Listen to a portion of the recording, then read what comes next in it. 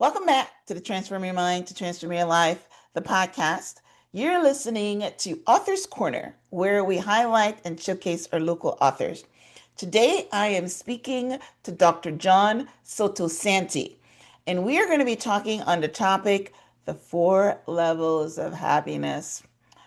Happiness is something that we all aspire to have, to hold in our lives, but it's also one of the most elusive things. So, Dr. John and I are going to be talking about happiness today and the levels of happiness and how to climb the round to get up to the top of the ladder. So, welcome, John.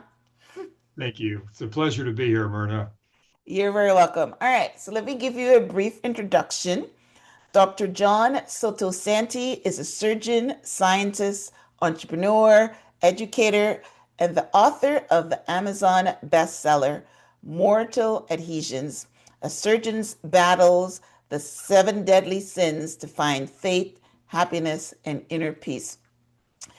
John led a life where he achieved fame and fortune, but found that they did not lead to sustained happiness and peace. Quite the opposite. At the depth of despair, he discovered an ancient wisdom dating back to Aristotle and used it to find happiness and peace. I just came off of an interview earlier and I was recollecting that when I came into coaching, I was so amazed that almost all of my clients, when I first started, were people that have checked the boxes of success, but then they got to the top of the ladder and they found that they didn't find fulfillment. So, yes, is exactly what Dr. John said. He achieved fame and fortune, but found it did not lead to happiness and peace. And we can add another word there, fulfillment. So, one of the things I want to start off our conversation with Dr. John is that we all know that we can have happiness when something good happens, when we get married, when we win some money, when we have a birth of a child, or something that we're happy for a short time.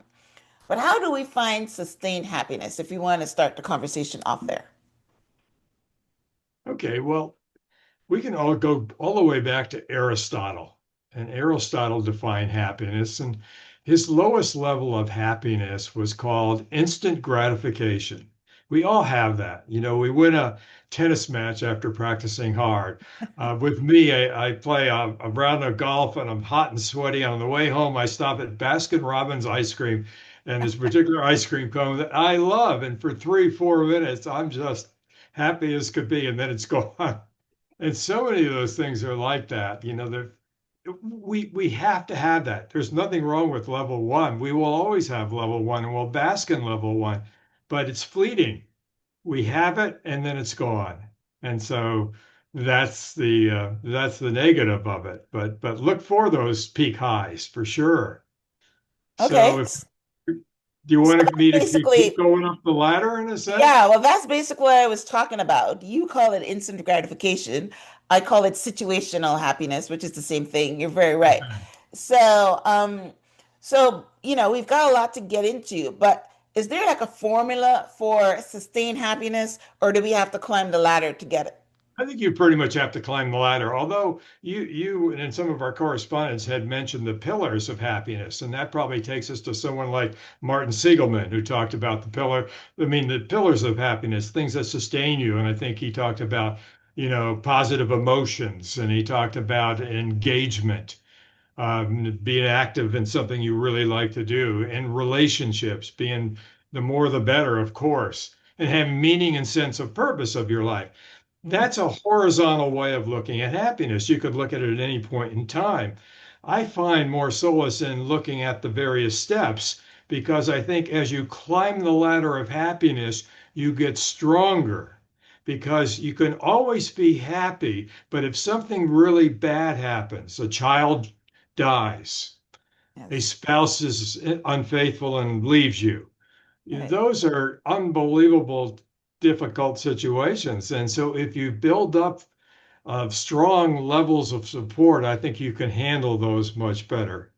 So that's pretty much what what I came to find out. And I really came to find it out after I had achieved all those wonderful things. My dad was born in Italy. And because he came over at a time when there was a strong anti-Italian sentiment, particularly in the Northeast, in Connecticut, where we were, he always said to me, even as a little boy, John, you've got to study hard. You've got to become successful. You've got to him, because he had become a civil engineer, but it wasn't good enough for him. He wanted his kids to have more. You've got to become a doctor and you've got to make a lot of money. Those are the two Yeah, things that he drilled into me. So, yeah. I ended up going to an Ivy League college, and then I went on to graduate school and then postgraduate school in surgical training. Then I set up a big office and I lectured and I taught. I tried to do everything.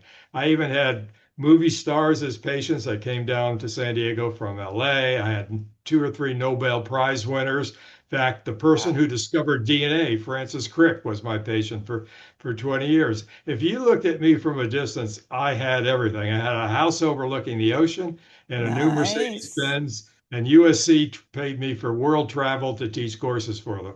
I mean, what could be better? And then it wasn't. Really? Things, things will happen no matter how Wow. much you build. Pardon? I said, wow, like I'm getting chills. I want to have that life. Well, you do want to have it, but you want to build up all those other support systems so it doesn't come tumbling down.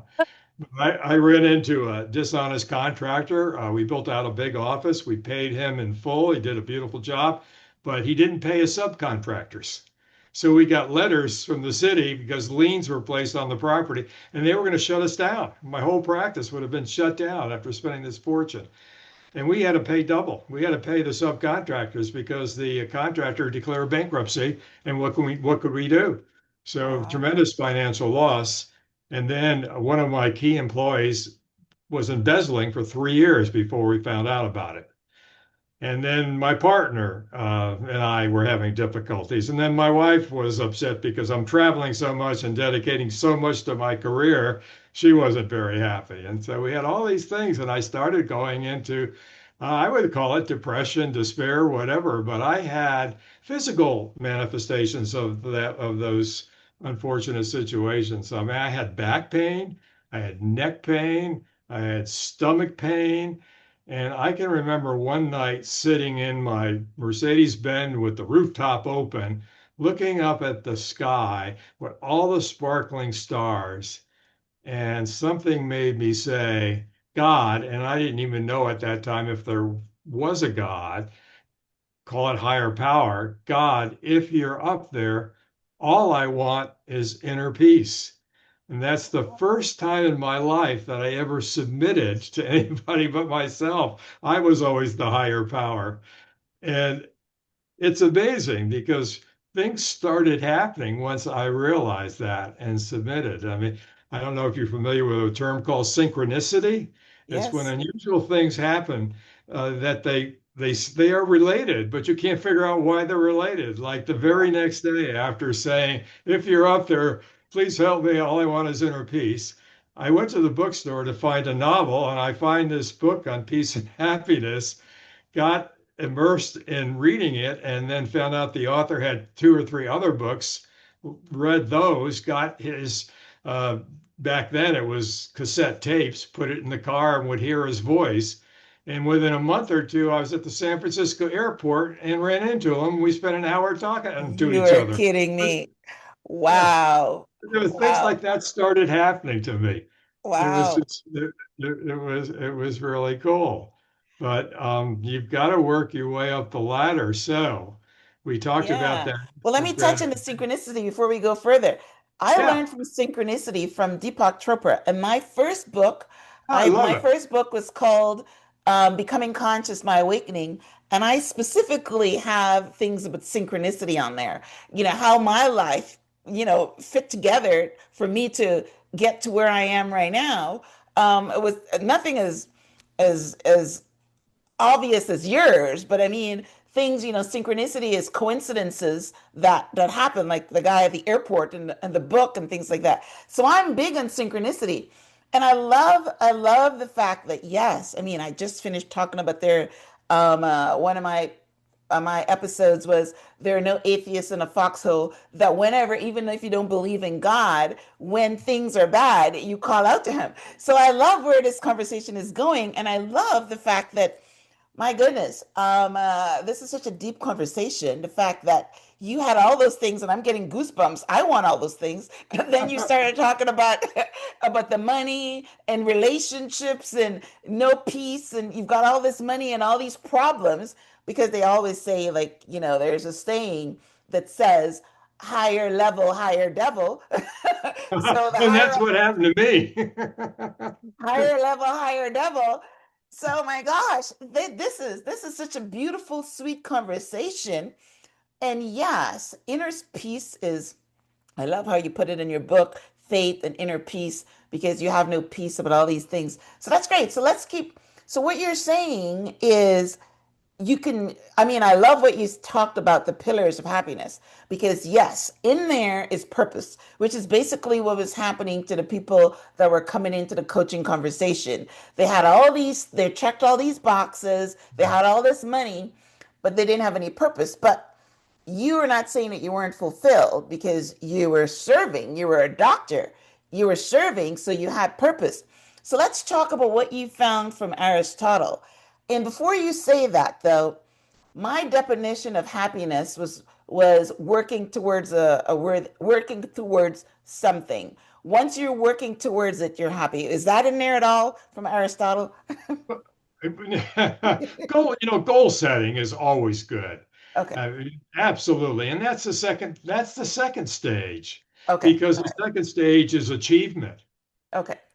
And the good things about it are you get the wonderful things in life. And by the way, Myrna, I've been following you for several weeks now, and I'm so in awe of what you've done. Thank you. I really mean that. So don't Thank you. sell yourself short in any way whatsoever. Yeah, really. We probably have somewhat similar backgrounds. I said dad came from Italy, and he wanted his son to go places. So there Yeah, was that yeah, drive there. So, yes. yeah, the thing about the next level, which is achievement, is that achievement is based in a sense on comparison. I've got this house. My house is better than your house. My house is on the ocean. Yours is way inland. You keep going Yes. like that. Even if you practice every day to be a great tennis player, right? You get better and better. You win a tournament. You go to the next level. You win a tournament. Sooner or later, you're going to lose, right? Mhm. So it's comparative. And then if you don't have other support systems, what do you do then? So you've got to be ready for those moments of setback, because you will have moments of setback. And before I give Aristotle all the credit, I want to add somebody else, a modern day philosopher whose name is Robert Spitzer. He's the one that took Aristotle's work and really put it into the four levels of happiness. And I like to think of it as a ladder where you've got to climb the ladder. And we'll talk about the higher levels of the ladder, but you never stay at the top level. You're always dropping back to instant gratification, Mm. comparative or competition type of things. And Mm. so I did Okay, that well, a keep long going. So we're at instant gratification. We're at achievement, which is number two. What's number three? Number three is looking beyond yourself. So contribution, contributive phase, where you start thinking about that poor person maybe sitting on the sidewalk with a can. Um, and I never thought about those things early on because I was so self-centered. But I found an organization or a school in the inner city of San Diego, and I went to a few meetings, and they were taking these kids who no one in the family ever went to college. They were taking these kids at no cost to them because they were donors, and I became one of them, in which the kids could go to class and get a college preparatory education. And it was grueling because they would come in at 7 o'clock in the morning and start studying for an hour before the teacher came in. And they'd stay till like 7 o'clock at night. I guess they served them some food. But they spent like 12 hours a day on academics. And they got into the best high schools and some of the best colleges in the country because I followed it for 15 years. So So that was very you gratifying. you you contributed to their college prep or their college education after they finished the prep? Well, here the way it worked was you give your major donation, during the college prep period, really Okay. middle school. Okay. I met the one that I spent probably the most time with. I met her when she was in the sixth grade. She was a shy little girl, Mexican heritage, would hardly look at me. And I'll tell you, within 4 years, she was dynamic. She got into one of the best Oh, schools in the country. And wow. to see that take place. And then I gave her a little bit for books and things like that in college. And the school helped coordinate all that. So it was Oh, really, that's really great. oh, that's beautiful. Yeah, because I understand now, because if you do well, you get a scholarship. So you don't need that, that's why we do the college prep. You don't need to pay for the education, but you get but as you were talking, I mean, and this is you know, not a very good aside, but as you were talking, I remember the Tuskegee Institute when I read Booker T. Washington's book about how, the Negroes, when they wanted education, same situation that they had to go to night school, and in order to work their way up to college, and they would go to night school and they would work during the day, and they would, but when you've got a will, you've got a way. If you want an education, whether you're black, brown, or whatever, if your parents can't afford it, then there's that's the way you got to do it. So that was amazing. All right, yes, and that is the contribution that I was talking about, that you can't find happiness unless you're serving other people. And you mentioned that, yeah, even though you were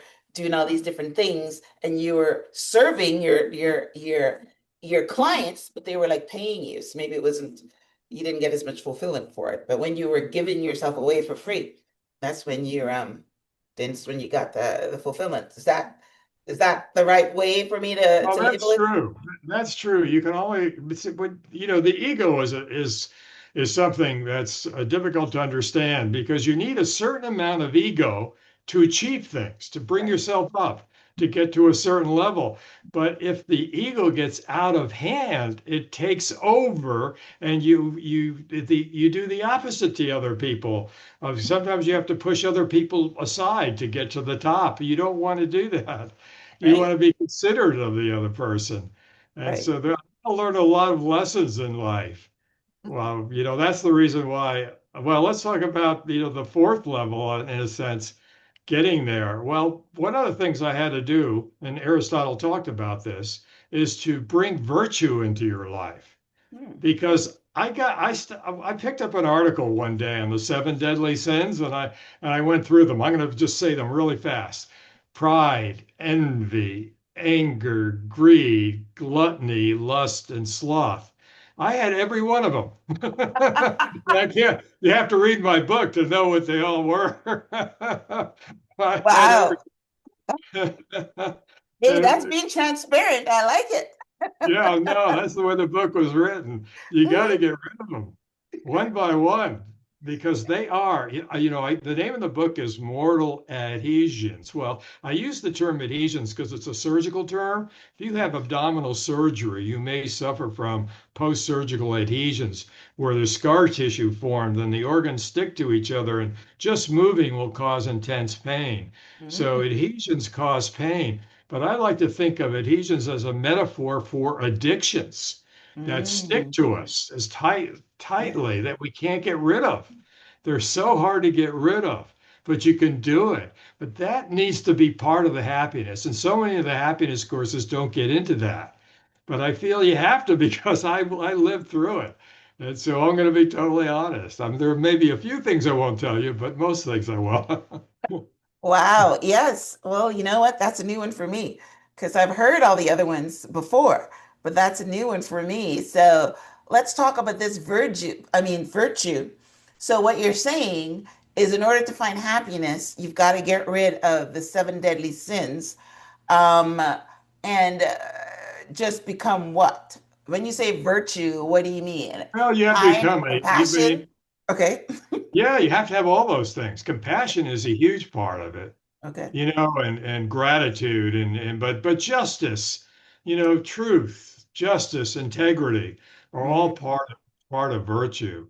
And that ties in with the fourth level. The highest rung of the ladder is called transcendence, where we transcend the lower self, where we're bogged down by mm, all these addictions or adhesions, and we begin to break free. We begin to see the value of virtue.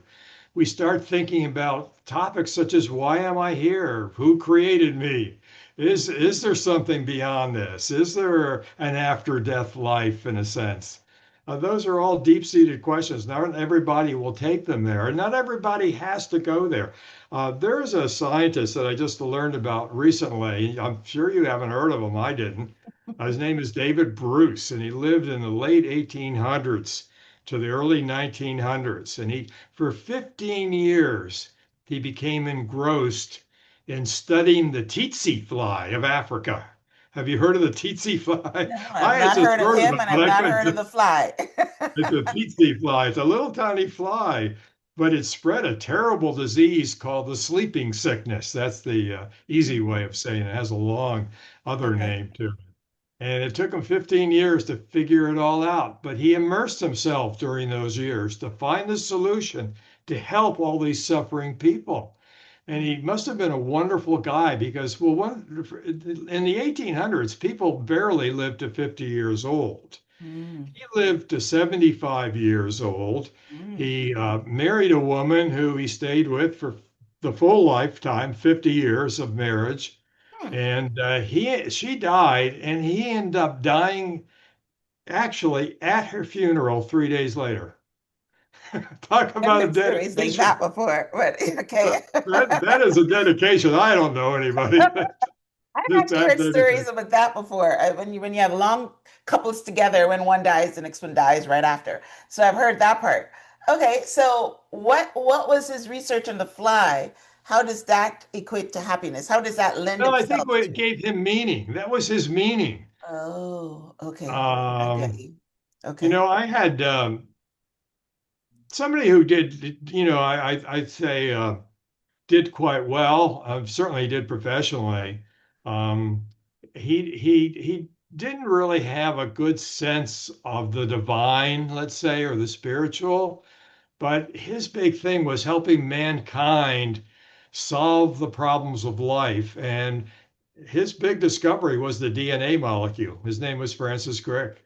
So I I've knew heard him of really him. well. And Right, until right. his deathbed in his 70s, Hmm. he studied every aspect of the human body that he possibly could. The one thing he couldn't solve what was, and I discussed this with him, he wanted to solve the secret of consciousness. Mm, Couldn't do it. yeah, You yeah. can study They're all the still working DNA on you that one. want, and I don't know, or I don't know, Myrna, if you're familiar with the near-death experiences. Yes, They're yes. amazing. I just read a couple recently. You I've read them all the interviewed time. I've interviewed several people on my show who've been through near-death experiences, so I'm aware of them, and I've read several books on it too. So I understand that. But again, I mentioned Deepak Chopra before. He is one of the premier scientists on this consciousness Yes, thing.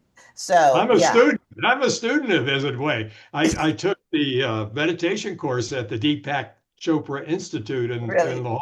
Yes, yes. I haven't taken any of his courses. They're darn too expensive. But They are.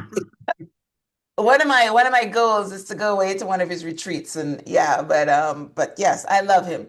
But yeah, consciousness is a big thing. He still talks about it. Nobody knows where the mind is. Nobody knows what consciousness is, and I'm aware of it. So yes, if this there's scientists are still trying to solve that. But yeah, let's get back to the transcendence part. So explain that a little bit more. Now, are you saying that if we don't get to transcendence, we don't get happiness? Well, I think it supports happiness because there's all kinds of happiness. The question is the happiness level that you're at, is it capable of sustaining you through some of the terrible situations like the loss of a child or a loss of a spouse or in my situation, I had a really tough time when, in a sense, I lost my work, and I lost it because of age, retirement. It reaches a point where you decide you don't want to do surgery anymore, Right. and that was really difficult because that's who I was. I was known as one, and my Right. faith actually did help me eventually get through that. I did a lot of praying. That's all I can say. Well, No, my I was in a grandmother, foxhole. I Yeah. was in a foxhole and I had to dig myself out of it. My father is 85 and still working.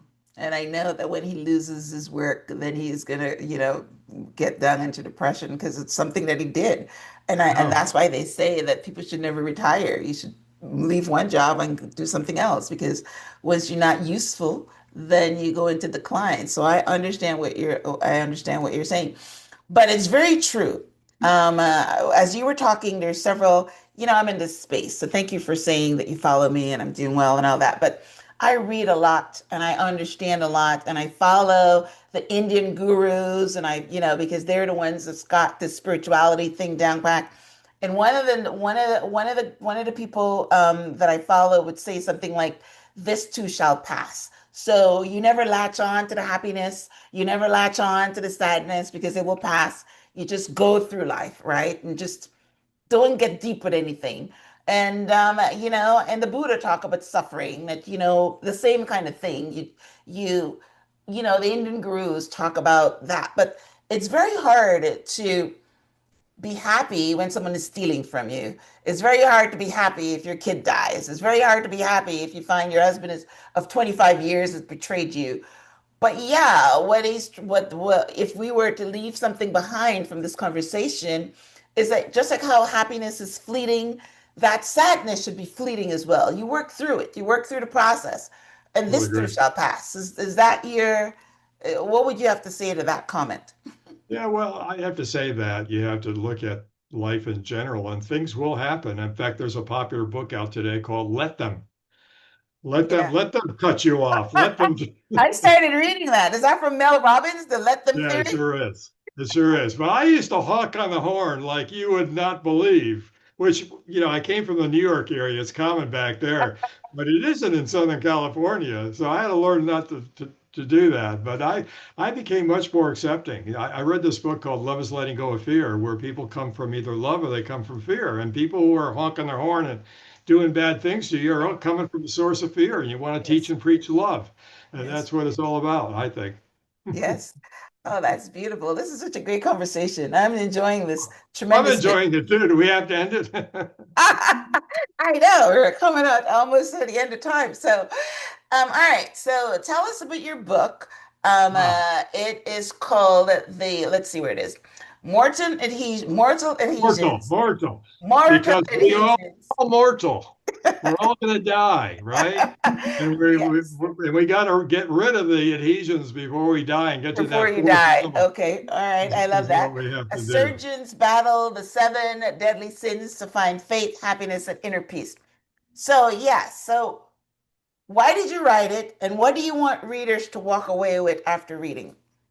Okay, I wrote it because I went through all stages myself, including the suffering stages, including I had a dire cancer diagnosis not that 15 years ago, but fortunately I beat it. And I went through the quote depression of retiring after a wonderful successful career. And I used the four levels to get me through all that and to stay up there. And so you're never going to be at the highest level all the time, but you got to work towards getting up to it. And so you got to, my book, if you go through it, and it's a lot. It isn't reading a textbook. I try to make it fun. There's lots of stories in there, my life stories, because I lived through it. Right. They're all in there, and that's what I did. And then I came up with this acronym just recently to help people remember the four levels. Okay, it's I act. I is for instant gratification. It's wonderful. I love the ice cream cones, but it's not going to get me through tough times. Hmm. And the second one is competitiveness and achievement, and we all do that. I mean, I did, I was steeped into that as much as anybody. I wouldn't be able to do what I'm doing today if I didn't do all that. I was a Tony Robbins fan and a Wayne Dyer maybe before your time. I don't know, but Listen, we're on the same path because Tony Robbins is who got me started on this journey, and Wayne yeah, Dyer books that I read, The Power of yeah. Intention. I love all that. Right. I loved Wayne Dyer and all the stuff that he taught me too. So that's where I got my synchronicity from. I could go on and on with stories of that. So getting back to I act. So we're going through the different levels, and so we've gone through instant gratification. achievement. And then the third one is contribution. If you're not contributing to people in society and helping other people and not getting gain from it, because if you help somebody to get something in return, that's not the same thing. Right. That's more competition and achievement. So you want to go ahead and give some part of yourself away and not get anything back in return. And then work towards developing the virtues, getting rid of the seven deadly sins, finding your God, and that means different things to different people, or at least find something like the tsetse fly experiment to help humanity. Yeah. So that's I decided I wanted to do that. And I dedicate my life at this point in time to helping other people. And any money, if I ever to make it off the book, is going to go to charity anyway. So That's beautiful. But you know what? I'm going to pick up a copy. Is it on Audible? I'll send you a copy on Okay. Audible. I will. Thank you. Yes, because I'm fascinated. I love learning. Yeah, and there's a couple of things in there I would love to learn about. Yes. So thank you. All right. You're Well, welcome. listen, this was a delightful conversation. I'm like really perked up. Yeah, I'm like really perked up. I thought that I could just label happiness working towards a goal. And once you're working towards something, you'll always be happy because that's always worked for me. But I hear you when you can be working towards something and something throws you offline or somebody cheats on you or someone dies and then Exactly. that what you're working towards, you might not even go continue working towards it because you're sidelined by Right. what's happening. So I love that. I love that. It's all in the book. Yeah, it's all in the book, right? Yeah, I can tell. Yes, I definitely want to I definitely want to learn from you. Well, listen, you've Thank you. had a great career. You're successful. You're living in a beautiful city.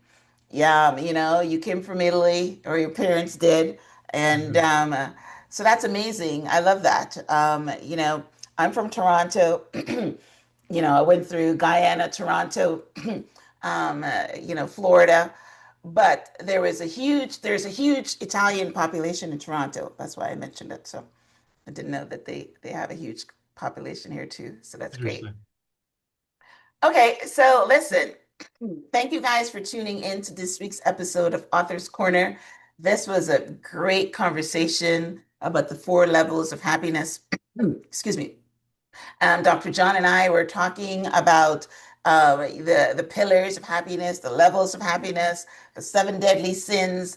Go pick up a copy of his book. It's available on Amazon. Yeah. Tell our listeners how they can connect with you. What's your Okay. website if you have one? Yeah, Are I you on do. I social do. media? It's the title of the book, all put together with no period between. It's Mortal, Mortal, Adhesions, ADHESIONS.com, mortaladhesions.com. You can read through the different pages, but go to the contact page, and in there is how to contact me. So I'll be happy to communicate with you. Okay, beautiful. Are you on social media? More on LinkedIn than anything else, but LinkedIn. Okay. yeah, Okay, awesome. All right, I'll link out to your LinkedIn do that. profile when I post a clip of our conversation. Yes. Right. Well, listen, guys, I hope that you guys were inspired and turned on as much as I was from this conversation on happiness, how to sustain it. We all know about the instant gratification happiness, so you probably haven't heard about the other ones. So go and learn about it, bring it to your awareness, bring it to your consciousness. And, the first thing to make any kind of change is becoming aware of it. And if you're not aware of it, you can't change anything. So become aware of it, pick up a copy of Dr. John's book and, read it and be on your way to sustained happiness. I'm going to read it. So I hope you do too. All right, Dr. John, it was a pleasure talking to you as we wrap up. Any last words? No, I just want to say that, yeah, life does get better if you do go through the four levels, and you can't stay there all the time. I'll say that over and over again. So you're going to be dropped, going down. But many people only live at the first two Yes. levels, Yes. and don't go on being there. But that's when you get that diagnosis of cancer, or you get that child that dies, whatever it is, you need more support in life. Yes. I agree. I absolutely, absolutely agree. Which is basically what Buddha's teaching is that there is going to be suffering and you've got to prepare for it and you've got to figure out a way to get through it because we're all going to suffer. So I like that. Awesome. So this is your buffer against suffering. We'll work to Yes, suffer. yes. All right. Listen, thank you guys for tuning in. And thank you, Dr. John, for being on the show My and pleasure. sharing the 4 levels of happiness. Um, uh, Go ahead and pick up a copy of his book. Leave a comment on YouTube if this is resonating with you. And definitely, subscribe to the YouTube channel and also review the show because I would love that. Okay, so thank you guys for tuning in. Thank you, Dr. John. Until next time, namaste. Namaste.